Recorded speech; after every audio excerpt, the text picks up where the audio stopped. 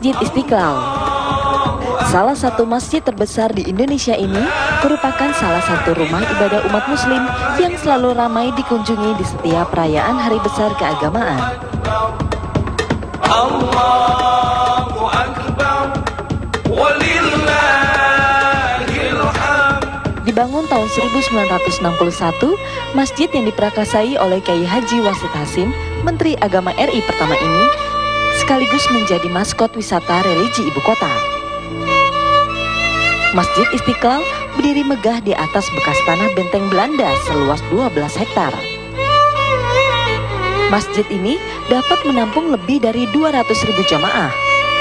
Dan dia terbesar ketiga di dunia setelah Masjidil Haram di Mekah dan Masjid Nabawi di Madinah.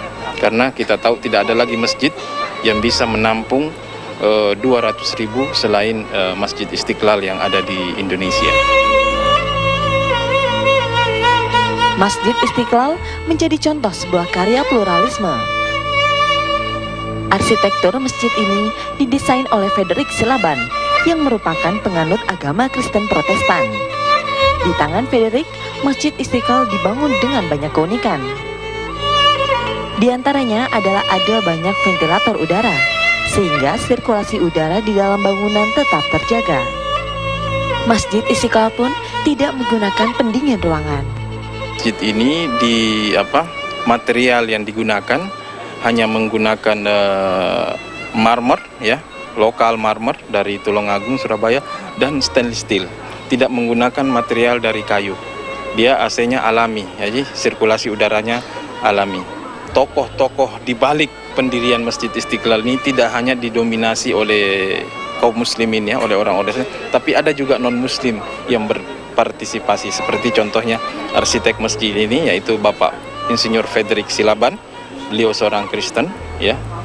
Dan itulah makanya masjid ini sebagai simbol toleransi beragama juga di Indonesia. Selain letaknya yang bersebelahan dengan gereja katedral.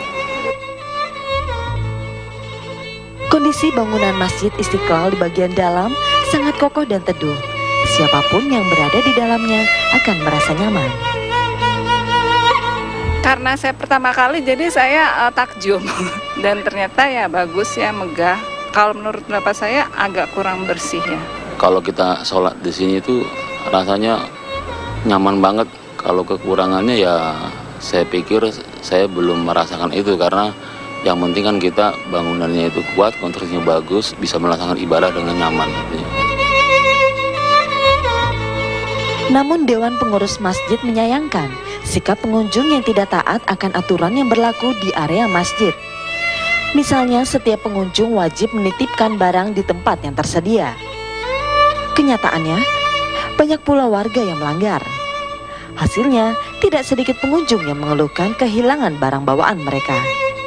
Seperti yang saya katakan tadi, kami sudah terbiasa menghadapi jamaah, cuman ya mungkin yang kendalanya jamaah yang, ya maklum bangsa kita agak susah diatur. Kita sudah mengatakan bahwasanya tas, tidak boleh membawa tas apapun ke dalam lantai utama, tapi mereka juga masih tetap ada yang membawa tas. Akhirnya ada yang kehilangan, seperti itu. Sebagai simbol kerukunan umat beragama, sudah sepantasnya kita menjaga dan memelihara Masjid Istiqlal. Karena masjid ini juga merupakan salah satu bangunan yang dilindungi oleh negara.